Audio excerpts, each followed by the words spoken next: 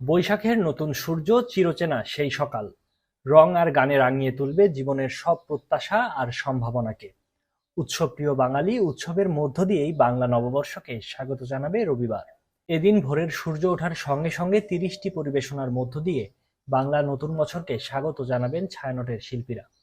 ভোরের আলো ফুটতেই আহির ভৈরব রাগে, বাঁশির সুরে নতুন বছরের আবাহন শুরু হবে। পুরো অনুষ্ঠান সাজানো হয়েছে প্রকৃতির গান, মানবপ্রেম, দেশপ্রেম, আত্মবোধন আর জাগরণের সুরবাণী দিয়ে।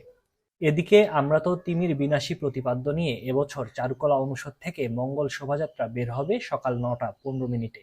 শোভাযাত্রাটি শাহবাগ মোড় হয়ে শিশু পার্কের সামনে দিয়ে ঘুরে আবারও শাহবাগ হয়ে টিএসসিতে গিয়ে শেষ হবে।